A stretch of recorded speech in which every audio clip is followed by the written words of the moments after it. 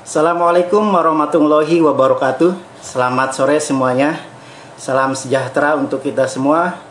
Jumpa lagi dengan saya Muhammad Jaziri dalam Bincang Bisnis volume 23. Baik, sore ini kita akan menyajikan bincang bisnis yang spesial.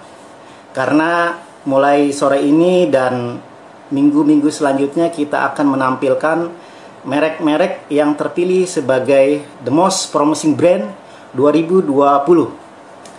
Merek-merek yang terpilih sebagai The Most Promising Brand adalah merek yang terpilih berdasarkan hasil riset terkini redaksi majalah Franchise Indonesia terhitung mulai bulan April hingga bulan Juni. Merek-merek yang terpilih sebagai the most promising brand adalah merek-merek yang terpilih berdasarkan kriteria tertentu. Antara lain adalah merek ini terbukti mempunyai keunggulan dari segi konsep bisnis. Yang kedua, merek ini adalah merek-merek yang mempunyai produk dan jasa yang menarik dan profitable. Dan yang ketiga, merek ini secara konsisten mampu melakukan branding dan kampanye setiap tahunnya. Dan yang penting adalah merek-merek yang terpilih sebagai the most promising brand adalah merek-merek yang mampu bertahan di tengah pandemi saat ini. Sehingga merek ini bisa dijadikan atau layak dijadikan investasi bagi calon investor maupun calon franchisee. Nah, salah satu merek yang masuk dalam the most promising brand adalah Depo Air Minum Biru. Merek ini terpilih hampir setiap tahun merek ini terpilih, mengingat reputasinya yang cukup cemerlang di industri franchise. Dari segi merek, Biru adalah merek paling kuat dan sudah dikenal di industri franchise. Dari segi jumlah, merek ini juga mampu mendominasi sektor usaha waralaba untuk kategori air minum isi ulang. Dan dari segi reputasi, merek ini juga sudah memiliki penghargaan yang cukup banyak. Dan dari segi profitable, merek ini juga sudah teruji waktu. Artinya kalau kita lihat jarang ada gerai-gerai biru yang tutup ya. Makanya layak dijadikan sebagai pilihan investasi untuk tahun ini. Baik, kita langsung saja undang Pak Yance Wongso, founder Air Minum Biru.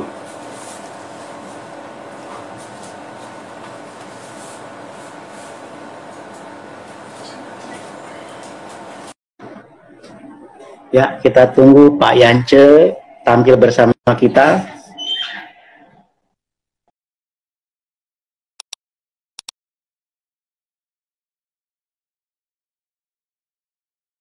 Ya, selamat sore Pak Yance.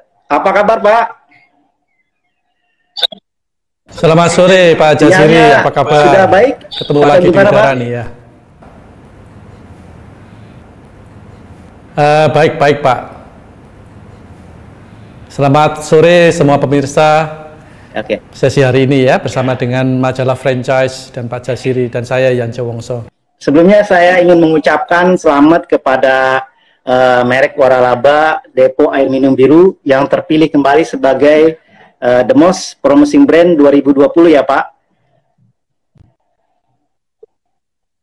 Terima kasih Pak. Ini saya dapat ini dari sebagai penghargaan ya Depo Air Minum Biru dengan biru selalu terpilih the most promising brand ya Pak. Iya Pak. Karena brand selalu menjadi fokus daripada saya pribadi dan perusahaan, Pak. Oke, Pak. Oke, Pak. Kita sore ini mau berbincang-bincang bagaimana Biru ini Bapak dirikan hingga menjadi brand besar, menjadi merek yang memiliki reputasi sangat baik di industri franchise, sehingga terus bersaing hingga bertahan dalam waktu yang cukup lama ya, Pak ya. Bisa cerita Pak bagaimana Bapak memulai bisnis ini? awalnya bagaimana nih Pak? Iya, Biru tahun 2020 ini bulan 5 kemarin ya, setelah melewati usia 18 tahun sebetulnya. Ya kita memulai usaha ini tahun 2002 di Surabaya, karena memang Depo Air Minum ini adalah usaha yang berasal dari kota Surabaya. Karena itu kita tetap sekarang punya headquarter atau kantor pusat kita juga di Surabaya. Usaha itu 2002 sebagai usaha yang sendiri aja, satu outlet yang kita dirikan di Darmo Kali 50, tapi pikiran kita memang sudah menyiapkannya untuk franchise. Tapi memang namanya suatu konsep kan perlu diuji dulu, apakah ini layak untuk di-franchise-kan. Jadi itu yang kita lalu jalankan dari 1 gerai menjadi 2 gerai, 3 gerai, 4 gerai. Sementara itu ada satu prototipe franchise yang kita kembangkan tahun 2003, ada partner satu yang mau membuka franchise Biru. Waktu itu belum bentuk franchise ya, baru kemitraan begitu. Di Jakarta, di Tanjung Priok ya. Kebetulan itu adalah adik saya sendiri yang atas inisiatif dia ingin memulai usaha Depo Air Minum. Dan beliau, Pak Funadi, juga berkembang menjadi gerai yang kedua, gerai yang ketiga. Kita memfranchise-kan usaha Depo Air Minum ini mulai tahun 2006 Pak. Jadi 4 tahun setelah kita memulai usaha ini sebagai own outlet dan juga prototype franchise yang pertama. Begitu Pak Jasiri. Jadi di masa pandemi saat ini Biru tetap ekspansi ya Pak ya, bahkan baru-baru ini sudah menembus 500 gerai Pak ya, baru saja disyukuri nih. Iya Bapak, iya Bapak. Jadi Bapak Ibu sekalian juga pemirsa dan Pak Jasiri, memang secara kebetulan kita tahun 2019 itu mencanangkan satu program percepatan pertumbuhan di franchise Depo Air Minum Biru, yang pada waktu itu kita berkisar sekitar 300-an gerai. Kita canangkan untuk bertumbuh dalam 10 tahun ke depan, yaitu tahun 2028 mencapai 2.500 gerai. Dan tahun 2019 sebagai tahun perdana itu kita bisa mencapai penjualan 119 tambahan gerai baru, sehingga itu menjadikan kita bisa memenuhi target yang kita tentukan waktu itu 100 gerai dalam tahun 2019. Dan tahun 2020 ini sebetulnya kita targetkan untuk mencapai 137 gerai sebagai bagian daripada percepatan pertumbuhan itu. Memang lalu tidak disangka dan memang tidak ada yang menduga juga, walaupun saya sudah waktu itu berada di Amerika dan pada waktu itu start di sana juga dikatakan ada pandemi ya, corona. Saya masih kembali ke Indonesia, belum diumumkan juga sebagai satu bencana kesehatan di tanah air, tapi tidak lama kemudian bulan Maret dikatakan bahwa Indonesia juga mengalami pandemi itu, dan dampaknya kita rasakan bahkan sampai saat ini ya Pak ya. Suatu perubahan yang besar sekali dari bencana pandemi ini, tetapi kita yang di usaha franchise sebetulnya merupakan satu usaha yang sudah teruji harusnya dengan season-season daripada bisnis. Selama 4 tahun kita menjalankan usaha, tentu ada up and down-nya dan ada perubahan-perubahan yang harus kita antisipasi dan kita harus jalankan. Dan utamanya untuk usaha franchise itu memang harus keep on learning, tidak bisa berhenti untuk belajar. Tetapi memang perubahan di era pandemi ini demikian masif Pak. Jadi kalau kita katakan itu orang di akademisi mengatakan ini dalam kondisi yang VUCA. VUCA itu kondisi yang bergejolak, yang betul-betul tidak dapat diprediksi, kompleks atau rumit, keterkaitannya tidak terlalu jelas juga, jadi ambiguitinya tinggi gitu Pak. Jadi ini memang kondisi tingkat kesulitan yang paling tinggi dalam menjalankan bisnis yang kita alami sampai saat ini Pak. Apakah Biru terdampak? Saya kira tidak ada usaha, tidak ada seseorang pun yang tidak terdampak sekarang ini di seluruh dunia, bukan hanya di Indonesia, bukan hanya Biru saja ya Pak ya.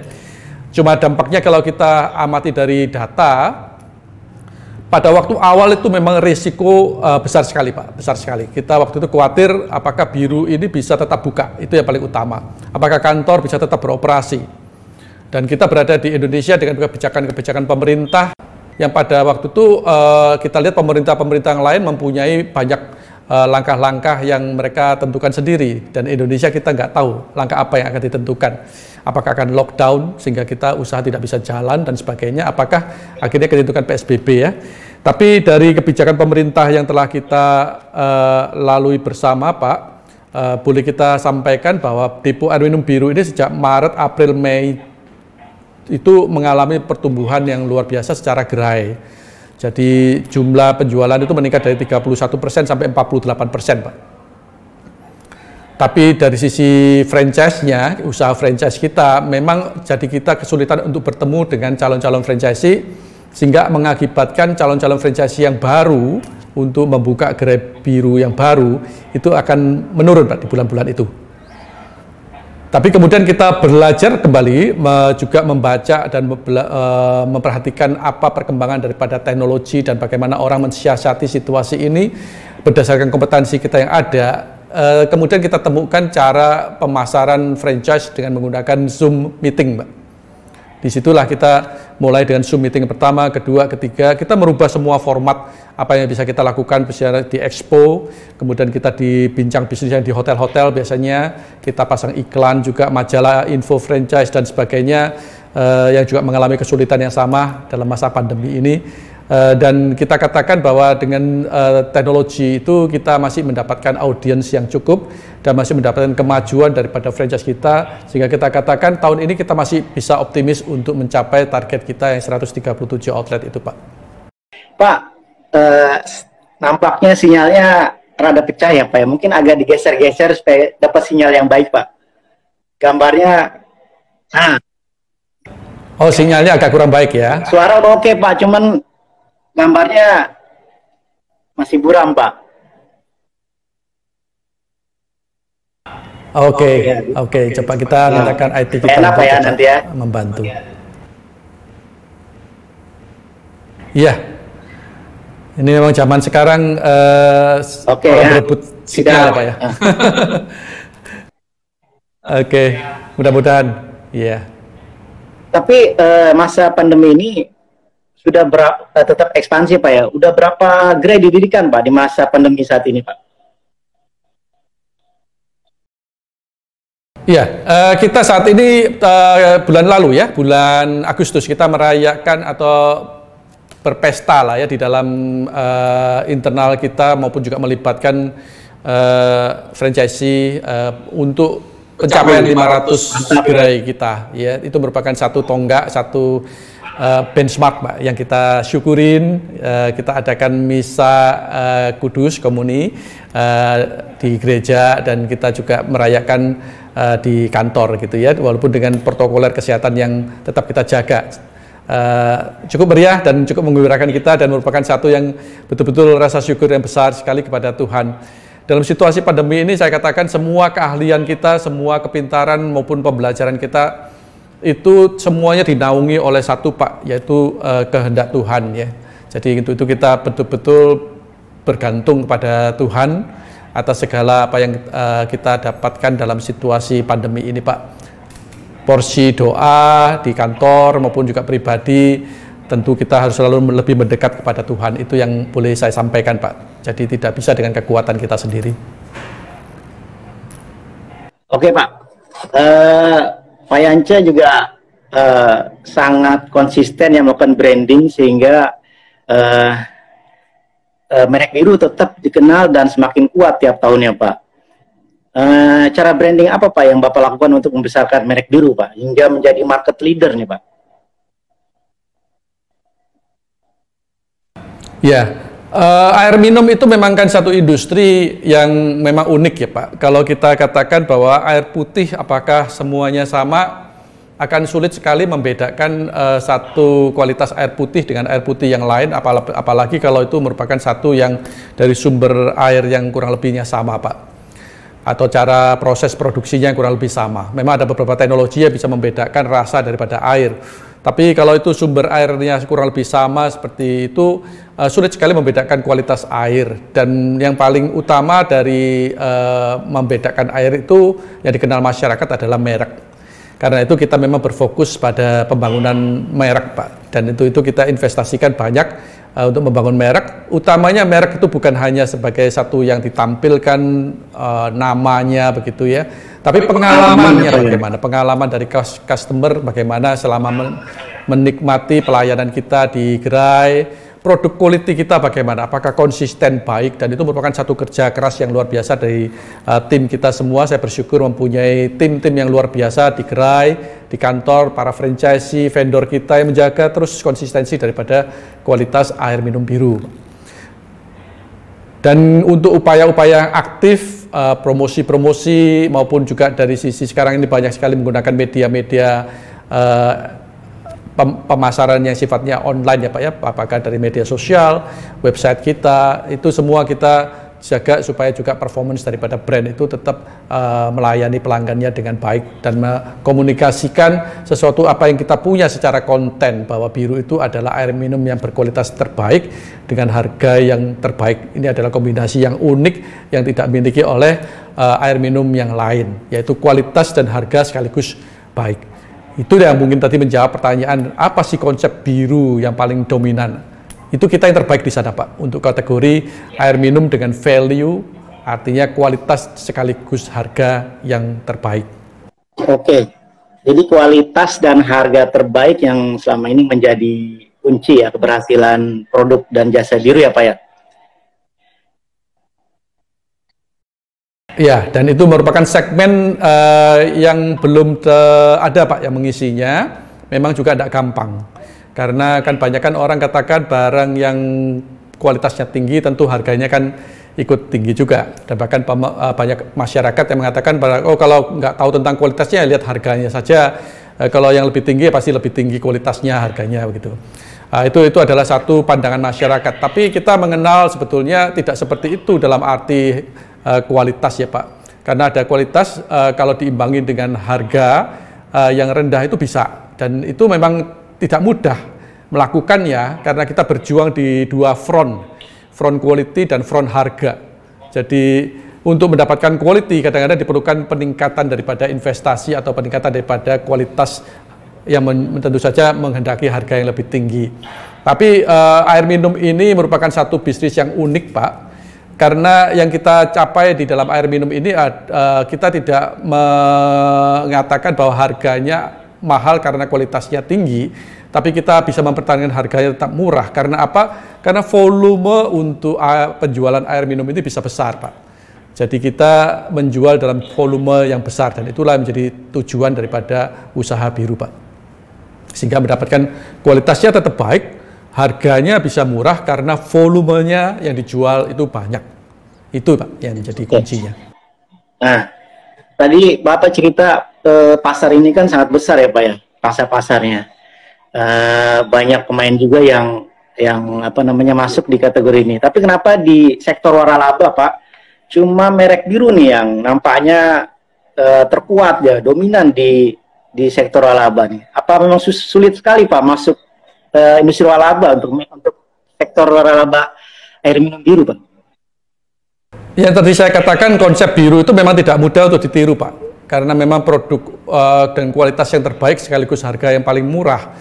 Itu kita betul-betul stretch out, betul-betul ditarik dari dua sisi yang tidak mudah orang untuk bisa mendapatkannya. Misalkan kita untuk kualitas kita jalankan dengan misalkan teknologi yang 100% ozon. Itu merupakan satu teknologi yang kita belajar dan kita temukan sebagai satu keunikan daripada biru yang kita mengacu pada teknologi dari yang dipakai oleh pabrikan air minum, sehingga menjadikan kualitas air minum biru setara dengan pabrikan. Ini yang menjadi satu kunci bahwa kita confident, dan kita juga cobakan selama ini, selama 18 tahun ini kita sudah jual kurang lebih 180 juta galon Pak, atau 3,4 miliar liter air yang dicoba oleh konsumen dan diketahui bahwa kualitasnya consistently bagus dan bisa pairing Pak dengan pabrikan Pak. Mengenai hal harga, kita mempunyai pemikiran juga sebetulnya bahwa harga itu sebetulnya murahnya bukan dengan mengurangkan kualitas airnya, tetapi kita melihat bahwa yang dibeli oleh pelanggan itu adalah air Pak.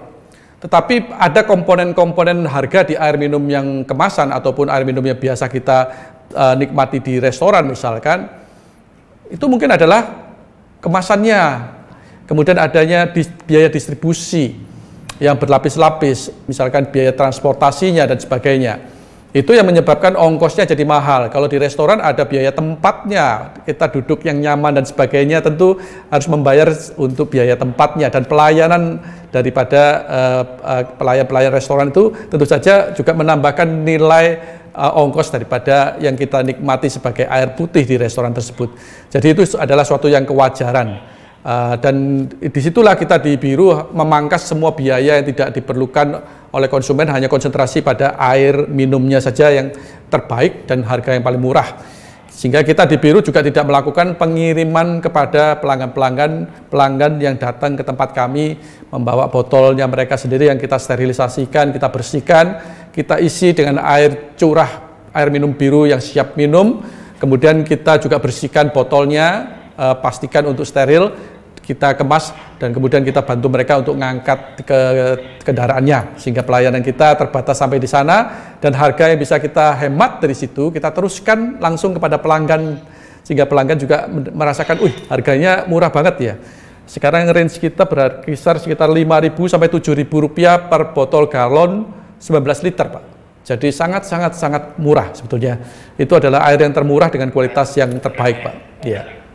Oke, jadi teknologi ozon itu salah satu yang menjadi unique selling point-nya, Pak ya, produk Biru.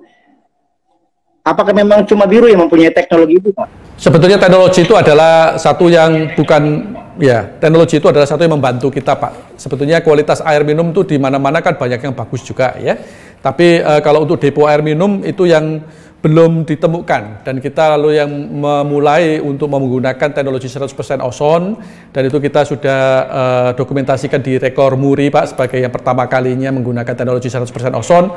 Dan yang utama kita tekankan adalah 100% ozon, artinya kita betul-betul menggunakan kapasitas mesin yang full, sehingga menjadikan kualitasnya juga full dari sisi kualitinya, Pak. Itu yang membedakan Biru, dan itu merupakan satu temuan aplikasi kita, sehingga sampai saat ini pun kita masih mempertahankan keunikan kita di teknologi itu. Tapi itu adalah awal dan mungkin sebagian daripada keunikan Biru. Kalau kita lihat bagaimana 500 gerai dan 193 franchisee kita mengembangkan usaha Biru, dan begitu mereka begitu senang ya, Pak, sampai kalau catatan kita itu sekitar 33% atau sepertiga daripada franchise kita itu punya lebih daripada satu gerai, Pak. Artinya mereka menduplikasi gerai mereka. Banyak punya berapa gerai? Bahkan ada satu franchise yang mempunyai 40 outlet, Pak. Ya, 40 outlet ada satu franchise punya 40. Ya, kurang lebih separuhnya itu lebih dari 2 outlet, Pak. Jadi merupakan satu yang baik buat saya, bahwa mereka ada punya kepuasan dan kesuksesan, Pak, sehingga mereka bisa menduplikasi. Dan memang itu menjadi tujuan kita menjalankan franchise. Yang saya senang dari franchise ini kan bahwa ini adalah usaha yang bisa berbagi, Pak. Usaha yang kemasyarakatan. Artinya kita tidak berbenturan dengan satu usaha yang biasanya itu berkompetisi hard sell ya, Pak ya. Saling kamu sukses atau kamu gagal begitu. Jadi kayak bahwa sukses itu tidak bisa bersama-sama gitu loh. Kalau di franchise ini kan kita mengatakan bahwa ayo kita sukses sama-sama. Dan ini adalah format platform yang terbuka untuk semua yang mau bergabung dengan Biru, siapapun bisa. Tapi tentu saja melalui satu prosedur, karena memang usaha ini membutuhkan satu karakter tertentu, satu pendekatan tertentu, dan apakah yang bersangkutan juga senang menjalankannya sesuai dengan apa yang kita rumuskan, ya, Pak, karena tidak semua orang kan cocok dengan satu usaha. Itu saja. Tapi pada hakikatnya kan usaha franchise ini tersedia kepada semua masyarakat yang ingin bergabung. Dan itu yang buat saya menjadikan usaha ini sebagai usaha yang tidak berkompetisi sebetulnya, tetapi yang berkolaborasi. Ayo kita satukan kekuatan kita dengan sistemasi yang baik. Betul, Bapak. Berkolaborasi, kita kan berpartner dengan para franchisee sebetulnya. Jadi usaha franchise ini kalau boleh saya katakan adalah usaha partnership, Pak. Betul. Kalau dikatakan, Pak ya, saya sekarang ngurusin gerai, saya sekarang tidak ngurusin gerai, Pak. Saya mengurusi franchisee kita atau partnership kita yang sejumlah 193 dan terus berkembang ini. Partner kita banyak, Pak. Jadi tentu saja kita harus memastikan bahwa semuanya baik dan semuanya sukses dan semuanya senang dan happy dengan pencapaian daripada kinerja usahanya, Pak. Jadi salah satu yang paling sederhana dilihatnya kalau franchise sukses itu franchise-nya happy ya, Pak ya. Ya, Apa Pak? salah satu Boleh yang diulangin? franchise Mohon yang maaf. sukses itu, franchise sukses itu paling sederhana dilihat adalah franchise-nya yang happy, Pak ya. Rata-rata sudah menguntungkan, punya yang lebih ya, Pak ya. Oh iya Pak. Ya, dan itu yang membuat saya sangat-sangat bersyukur Pak, karena catatan kita 18 tahun itu tidak ada raport merah Pak, artinya kita tidak ada satu Jadi artinya perselisihan belum dengan ada yang satu tutup, Pak? Apa franchise gimana, yang Pak? Bagaimana? merugi dan sebagainya. Ya, karena kita sudah melewati waktu jangka waktu franchise kita yang 10 tahun. Waktu kontrak kita itu 10 tahun, Pak. Jadi kalau kita tahun 2006 mulai franchise kita yang pertama, pada tahun 2016 itu sudah ada yang melewati 10 tahun jangka waktu waralaba kita dan ada pembaruan perjanjian waralaba. Di situ ada berbagai penyebab toko itu bisa tutup, bisa karena kontrak lokasi lalu tidak bisa melanjutkan kontraknya. Ada yang pindah domisili ke luar pulau dan sebagainya, ada yang ke luar negeri, ya. Ada yang memang mengalami kesulitan karena usaha dia yang lain sehingga lokasinya disita oleh bank dan sebagainya sehingga tidak memungkinkan untuk dipakai untuk usaha biru.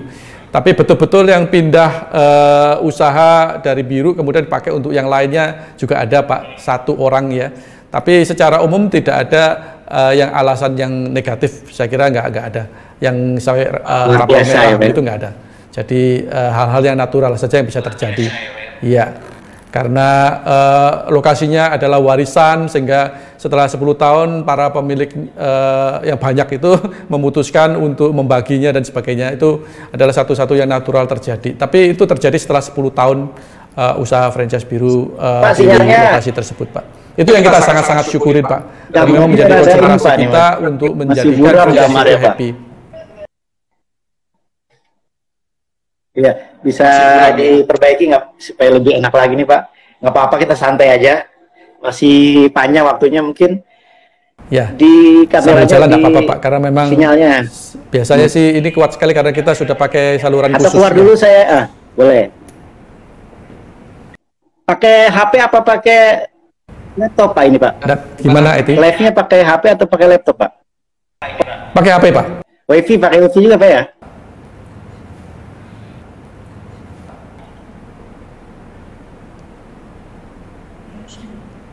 Oke, kalau sudah oke kita lanjutkan ya, Pak. Kita Sebentar tunggu ya, Pak, sampai ya. sinyalnya Biar diselesaikan bagus, teknisnya. supaya enak. Karena waktu masih panjang, Pak, tenang aja.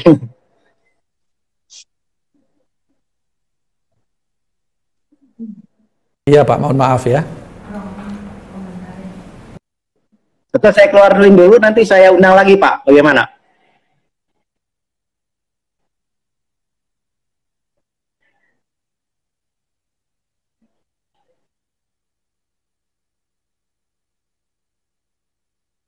Ya, sambil menunggu sinyal yang membaik, saya umumkan lagi bahwa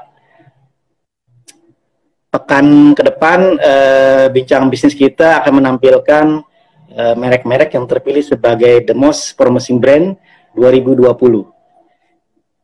Jadi simak terus bincang bisnis kita, jangan lewatkan. Dari merek-merek yang kita sajikan mudah-mudahan menjadi peluang menarik untuk dijadikan investasi baik di masa pandemi maupun pasca pandemi. Karena merek-merek yang terpilih sebagai the most promising brand ini adalah merek-merek yang bertahan di tengah kondisi pandemi saat ini. Mari kita undang lagi Pak Yance, mudah-mudahan sinyalnya sudah baik sehingga bincang bisnis kita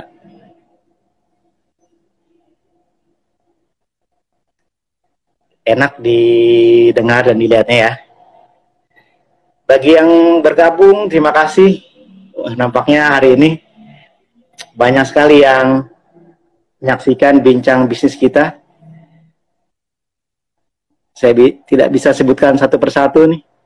Ada cukup banyak sekali yang menyaksikan bincang bisnis volume 23. Ya, merek biru merupakan merek yang sudah lama bermain di industri franchise. Bahkan merek ini begitu konsisten membuka gerainya baik di Indonesia maupun di luar negeri. Bisa dibilang merek biru ini satu-satunya merek lokal yang baru muncul kemudian ekspansi ke luar negeri dalam kurun waktu 15 tahun ya. Karena sangat jarang merek luar yang ekspansi ke Indonesia ya dalam waktu singkat.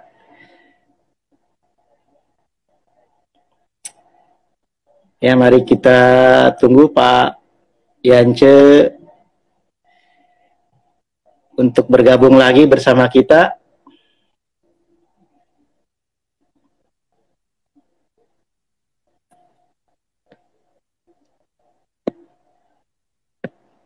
Ya, sambil nunggu Pak Yance, silakan yang mau menyeduh kopi, yang mau ngeteh, karena waktu masih ada setengah jam lagi. Masih banyak cerita yang akan diceritakan oleh Pak Yance terkait dengan bagaimana merek biru bisa menjadi besar, menjadi market leader, dan menjadi bisnis franchise yang menguntungkan di antara merek-merek yang ada ya. Karena seperti tadi diceritakan Pak Yance, banyak franchisee yang memiliki lebih dari satu gerai. Bahkan ada seorang franchisee yang memiliki 40 gerai. Sebuah angka yang luar biasa. Sangat jarang ada merek yang franchisee-nya memiliki 40 gerai. Ada pertanyaan, Biru memenangkan penghargaan apa? Baik, Biru tahun ini kembali meraih penghargaan sebagai The Most Promising Brand 2020 karena reputasi dan kinerjanya yang baik sepanjang tahun ini. Meski pandemi, Biru tetap ekspansi, tetap membuka gerai, dan tetap menguntungkan. Kalau kita lihat di kecamatan atau kabupaten, merek-merek Biru selalu ramai dikunjungi customer. Oke, nampaknya Pak Yance sudah bisa bergabung. Kita undang lagi, mudah-mudahan sinyalnya bagus.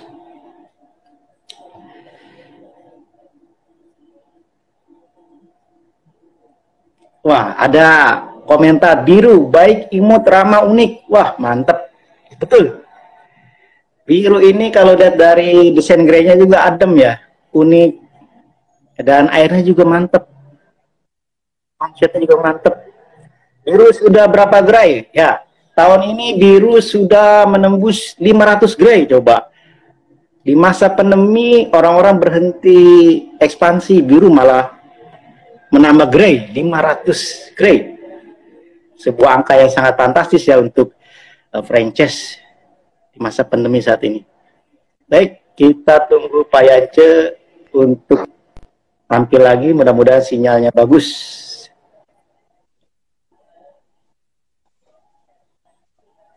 Yang bertanya boleh.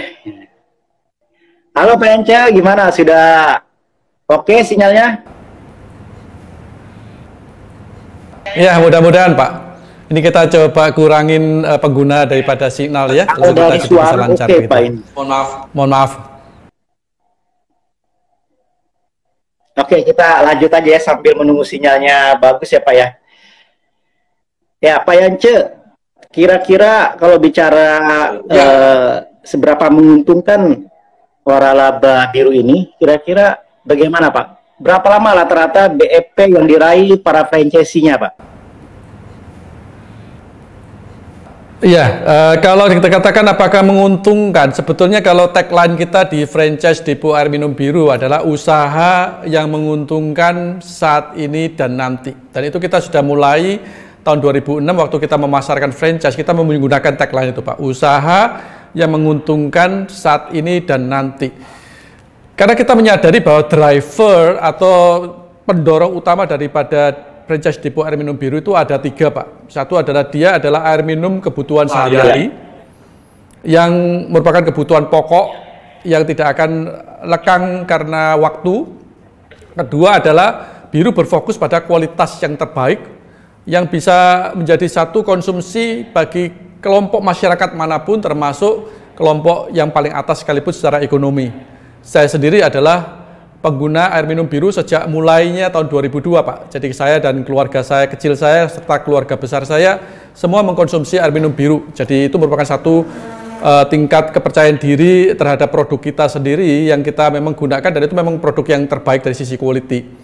Dan quality ini merupakan satu yang juga akan diharapkan oleh semua orang yang minum air, karena air minum itu masuk ke dalam tubuh kita untuk jangka waktu yang lama dan kita tidak mengharapkan adanya gangguan kesehatan karena kita meminum air yang subgrade dari sisi quality, Pak. Jadi kualitas yang terbaik. Dan yang ketiga, drivernya adalah harga yang terbaik atau yang paling murah di dalam kelompok kategorinya. Ini kita sekarang mempunyai harga kurang lebih sepertiga daripada AMDK, Pak. Atau kalau kita katakan secara gamblangnya saat ini di depo air minum biru rata-rata harganya adalah Rp7.000 per botol galon 19 liter. Dan itu merupakan satu yang sangat murah untuk kualitas yang kita berikan kepada konsumen kita. Itu merupakan satu yang menjadikan air minum kita ini dicari oleh masyarakat. Walaupun kita tidak melakukan pengiriman, delivery, masyarakat mau datang ke tempat kami karena nilai tambahnya besar sekali dan mereka berlangganan dengan kita. Makin lama makin banyak pelanggan kita, terjadi akumulasi pelanggan, Pak. Jadi memang dengan akumulasi pelanggan bertambah, akan makin lama gerainya makin ramai. Itu yang menjadikan satu fenomena yang ada di depo air minum biru. Dan didorong lagi bahwa ini adalah usaha franchise, artinya usaha yang dikembangkan dengan tenaga bersama-sama atau upaya bersama-sama, sehingga jumlah outletnya juga makin lama akan makin banyak. Jadi kalau makin banyak, efeknya apa? Ada skala ekonomi di situ, Pak, menjadikan operasional usaha kita menjadi makin efisien. Yang kedua, adanya juga kekuatan brand, karena makin dikenal oleh masyarakat luas, sehingga penjualannya juga akan terdorong untuk meningkat, Pak. Jadi ini yang menjadikan satu yang menguntungkannya itu terus-menerus dan makin lama makin baik di dalam usaha ini. Kalau boleh saya tambahkan lagi yang belum pernah terpikirkan oleh banyak orang dan mungkin merupakan satu yang saya usulkan juga bagi teman-teman yang bergerak di industri franchise, itu adalah bahwa Biru melakukan yang namanya investasi di properti biru, Pak. Jadi itu yang menjadikan tonggak bisnis aset daripada Biru. Jadi kita bukan hanya bisnis retail cash flow untuk air minum biru, tapi kita juga berbisnis aset, Pak, yaitu propertinya di Biru. Dan dua kombinasi bisnis ini merupakan kombinasi yang sangat-sangat menguntungkan. Franchisee kita sudah melihat itu karena kita ajarkan kepada mereka, kita sharingkan bagaimana kita sebagai franchisor menjalankan usaha ini dalam gerai sendiri, berinvestasi di properti biru, yaitu tidak lagi banyak menyewa, tetapi kita membeli lokasi dan kemudian menggunakan pendanaan oleh bank, dan bagaimana kita bisa menjadikan aset itu sebagai satu bisnis yang sangat-sangat menguntungkan bagi usaha kita, dan itu benar-benar real, bukan sesuatu yang tidak nyata. Karena itu banyak franchisee yang juga sudah bergabung kita di dalam upaya untuk masuk ke dalam properti biru sebagai satu bentuk usaha double deal daripada usaha depo air minum biru, Pak. Pak, ada pertanyaan dari pemirsa nih, Pak. Kalau buka air minum biru, apakah harus punya lahan sendiri? Secara konsep kita memperbolehkan untuk sewa, Pak. Cuma kita sangat membatasi harga sewa yang kita syaratkan, ya. Jadi sewa selalu menjadi satu kesempatan buat kita untuk memulai usaha karena kan biaya awalnya tidak terlalu besar. Tapi memang kita syaratkan sewanya harus mengcover 10 tahun, Pak. Jadi tidak boleh hanya saya sewa 2 tahun. Ini adalah usaha yang membangun satu pabrik air minum yang miniatur, ya. Pabrik air minum itu, tapi tetap mempunyai satu investasi konstruksi maupun investasi peralatan yang cukup besar yang harus dikeluarkan di depan. Karena itu kita harus menyiapkan juga jangka waktunya agak panjang. Dan untuk keamanan investasi kita syaratkan 10 tahun untuk sewa, Pak.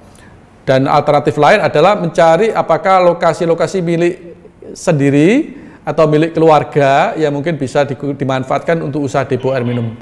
Itu bisa berkonsultasi dengan kita setelah menjalankan yang namanya studi kelayakan, Pak. Nanti akan kita dampingi franchisee sehingga kita bisa survei lokasinya, sehingga dapat menentukan apakah lokasi yang dimintakan ke kita untuk disurvei itu bisa memenuhi standar kita atau enggak untuk sukses, gitu.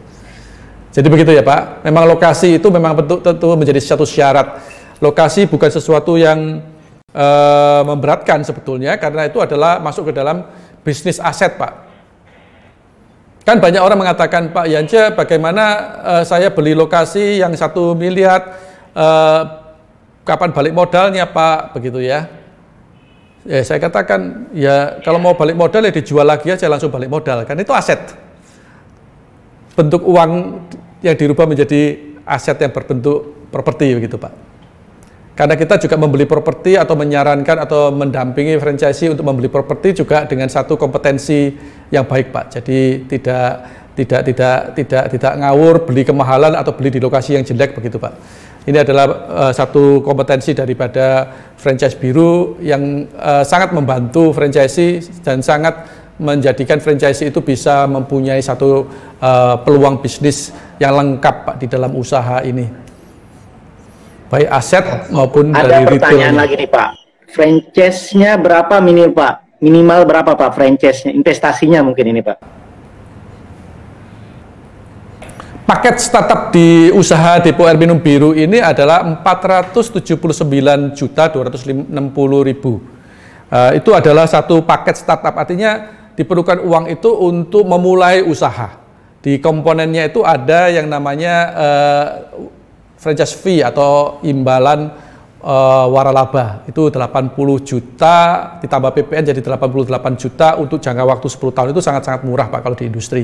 Kita katakan bahwa untuk memulainya kita betul-betul meringankan beban biaya daripada franchisee. Tapi itu belum termasuk lokasi dan renovasi. Karena lokasi kan kita nggak tahu lokasinya di mana, nanti kita akan bantu untuk menghitungkan di saat studi kelayakan. Renovasi kita juga tidak bisa memperhitungkan karena apakah itu tanah kosong ataukah itu suatu bangunan yang sudah ada dan tinggal kita renovasi untuk memenuhi standar ruang kita dan sebagainya. Ada pertanyaan menarik kurang lebih gambaran untuk biayanya. Iya Pak, daerah saya dekat pesawahan, air tanahnya kuning, apa memungkinkan untuk membuka gerai biru Pak?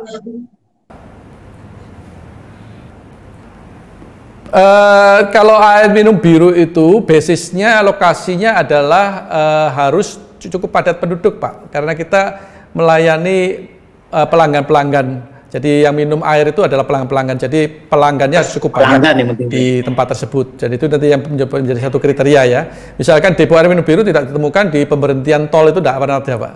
Karena memang tidak ada pelanggannya kan di situ Pak. Hanya orang yang lalu lalang saja, tidak ada penduduknya.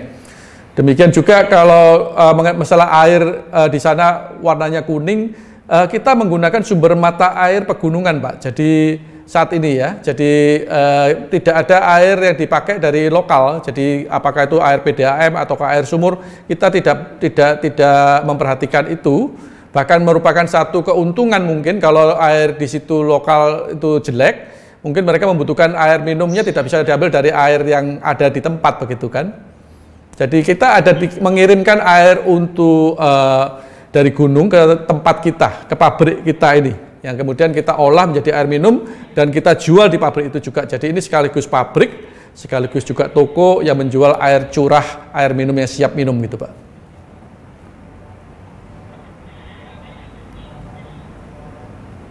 Oke, ada pertanyaan lagi nih Pak. Halo Pak. Iya Pak, siap.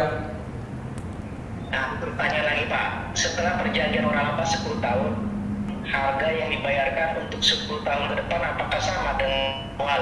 Tentu saja tidak.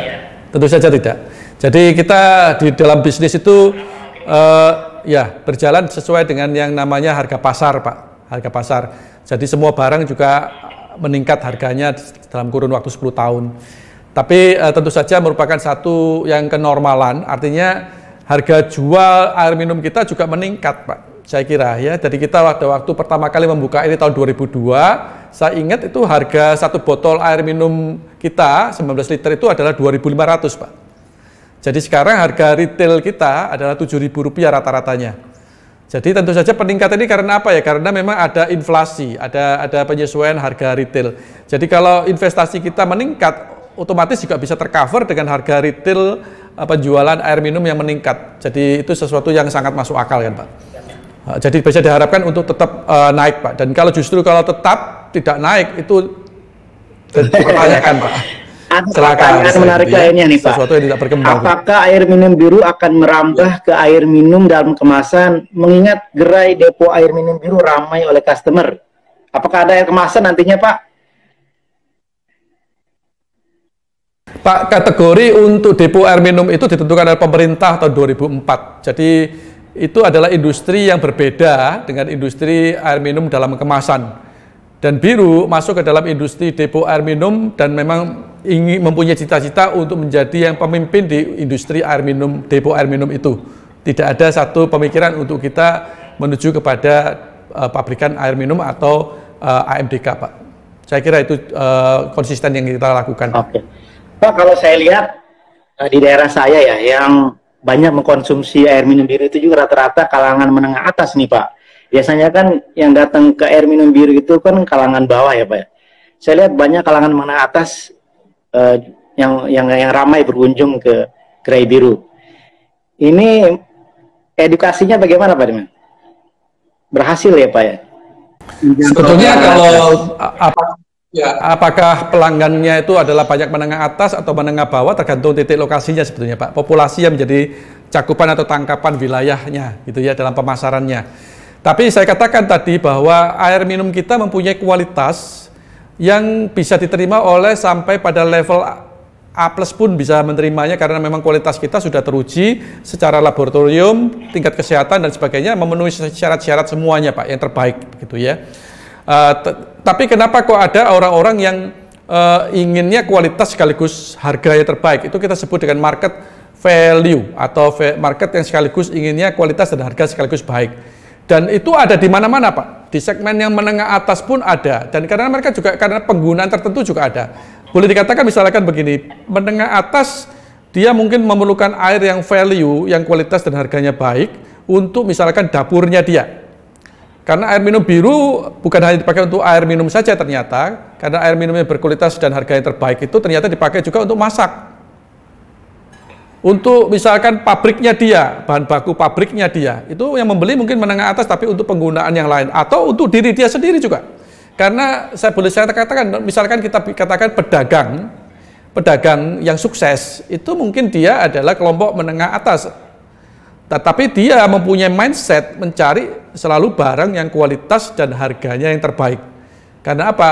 Dia waktu jualan barangnya, dia supaya ada untung maka dia harus belinya murah. Untuk dijual retail sehingga dia bisa mendapatkan keuntungannya. Karena itu dia harus kulak barang, cari sumber barang yang harganya bisa murah. Kalau perlu beli satu kontainer begitu ya, sehingga lalu dia bisa jual dengan menguntungkan. Jadi pola berpikir ini yang sebetulnya menjadi target segmen kita, yaitu segmen value Pak. Dan itu ada di mana-mana, di segmen atas, menengah maupun bawah. Yang bawah juga tidak selalu semuanya itu maunya murah dan kualitas Pak. Ada yang hanya maunya murah saja, tidak memperhatikan kualitas. Jadi buat mereka beda Rp500, saya tidak beli dah karena mahal gitu. Walaupun kualitasnya lebih baik. Begitu Pak. Oke. Pak,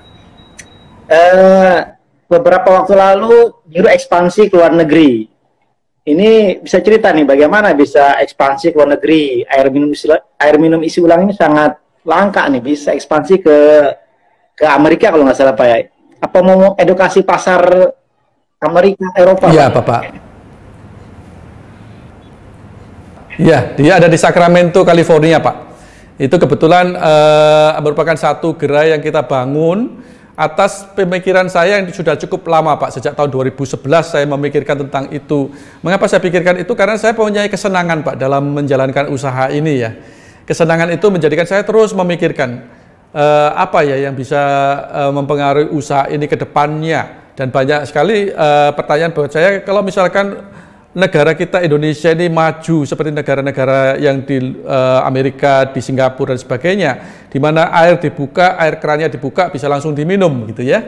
Apakah usaha depo air minum ini akan tetap ada? Itu menjadi pertanyaan yang sangat fundamental dan memerlukan jawaban yang harus saya cari, Pak. Dan sebetulnya gerai di Amerika ini merupakan satu gerai research and development atau satu gerai untuk riset dan pengembangan, Pak. Di mana saya mau meneliti bagaimana kalau dengan setting Amerika Serikat yang mempunyai law bahwa air keran itu dibuka harus siap minum. Apakah ada pasarnya untuk depo air minum dan bagaimana kenapa kok bisa ada depo air minum di daerah California? Karena saya amatin Pak, di California itu ada usaha ini dan mereka bisa laku juga gitu loh. Bahkan saya pernah bertemu itu ada di tempat satu kota kecil begitu sangat-sangat ramai Pak. Ya beroperasinya agak berbeda dengan kita karena teknologi yang berbeda dan settingnya yang berbeda. Tapi secara umum pasarnya ada. Jadi itu yang menarik buat saya dan merupakan satu riset. Dan salah satu hasil daripada riset itu sudah saya publikasikan melalui video kita. Mungkin kalau berlangganan YouTube atau masuk ke dalam website Biru, airminumbiru.com, mencari tentang hasil riset kita yang kita publikasikan di Las Vegas dalam satu event penghargaan internasional tentang quality research. Kita sampaikan temuan kita, apakah value daripada tap water itu adalah justify atau satu yang merupakan satu yang benar atau tidak. Itu merupakan hasil riset gerai kita di Amerika Serikat Pak. Masih banyak lagi yang merupakan satu pemikiran yang sedang kita terus telaah Pak. Saya kira itu Pak. Jadi memang gerai itu adalah gerai yang masih belum menguntungkan, tetapi aman karena memang sudah kita setting untuk research and development dengan pendanaan yang cukup memadai dan setting yang baik Pak untuk investasinya. Berarti sudah siap dikemas untuk go global ya di masa mendatang nih Pak ya? Masih belum lah Pak. Kita masih berkonsentrasi di dalam negeri dulu. Tapi memang ada intensi yang tadi itu saya katakan ini sebagai satu pembelajaran kita.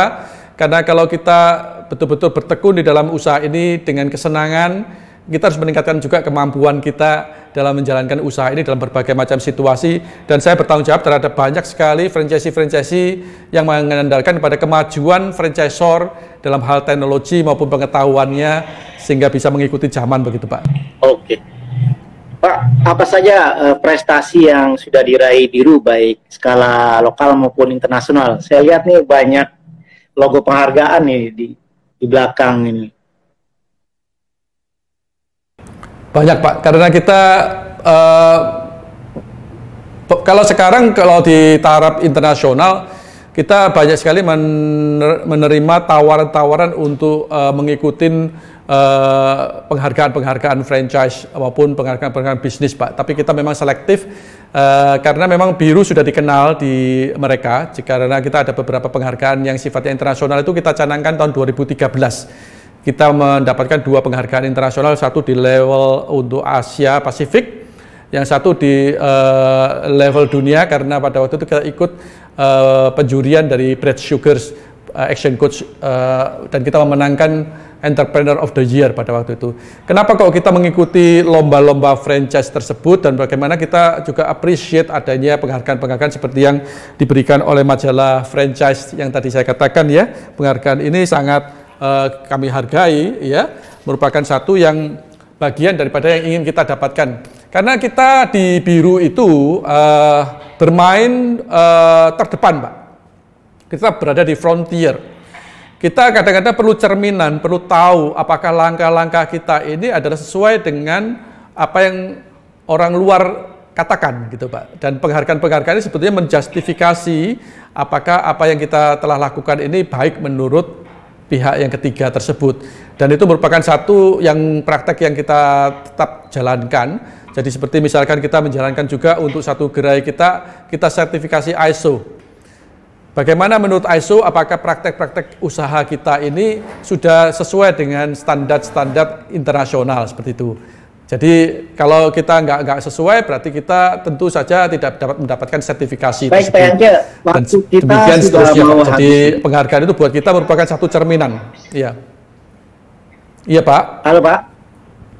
Jadi kita saat ini mendapatkan kurang lebihnya 50 penghargaan Pak. 50 lebih lah penghargaan ya. Dan terus bertambah pertanyaan memang terakhir, karena Pak. memang itu terakumulasi. Pertanyaan terakhir, waktu udah mau habis nih Pak. Ya, iya Pak. Pertanyaan terakhir, bagaimana menjadi franchisee Biru? Syaratnya apa aja? Oh iya, menjadi franchisee Biru saya kira pertama kali memang perlu datang ke gerai, perlu menikmati air minum gerai Pak, belilah. 1 galon, datang ke gerainya dan liatin. Kalau memang kurang lebih tertarik dan memang betul-betul bisa menikmati airnya, itu Bapak Ibu bisa menggunakan berbagai macam jalur untuk belajar lebih lanjut. Kita ada Zoom meeting kita, Zoom bincang bisnis Depo Air Minum Biru, itu ada di IG kita, Air Minum Biru. Seringkali ditayangkan kapan ini, nanti Sabtu ini rasanya ada, ya, Sabtu ini ada. Ikuti saja untuk mengedukasi diri kita sendiri terhadap apa dan siapa itu Depo Air Minum Biru, sehingga kalau memang ada ketertarikan lebih lanjut, baru kita masuk kepada proses-proses yang disarankan di situ. Jadi ikutin prosesnya, karena sehingga dengan demikian kita bisa menjadi satu justifikasi untuk langkah-langkah bisnis, karena investasinya tidak terlalu kecil ya. 500 jutaan ditambah dengan investasi lokasi, ditambah renovasi, kurang lebih sekarang 300-400 juta juga. Oke. Jadi harus berhati-hati dan betul-betul memikirkan, dan kontraknya PW itu 10 tahun Pak. Jadi betul-betul satu waktu yang cukup lama. Perjanjian waralaba. Siap. Oke Pak Yance, sepertinya waktunya sudah habis. Menarik sekali berbincang dengan Pak Yance nih. Banyak pertanyaan tapi waktu sudah mau habis. Banyak statement nih memberikan selamat terhadap Biru yang meraih the most promising brand. Sekali lagi saya ucapkan selamat Pak Yance. Terima kasih sekali. Bukti konsistensi Biru tak terbantahkan dengan setiap tahun meraih penghargaan. Oke Pak Yance, itu saja dari kita perbincangan hari ini. Selamat sore, semoga bincang bisnis kita bermanfaat. Sukses selalu Pak Yance ya. Terima kasih semuanya pemirsa, salam kenal semuanya.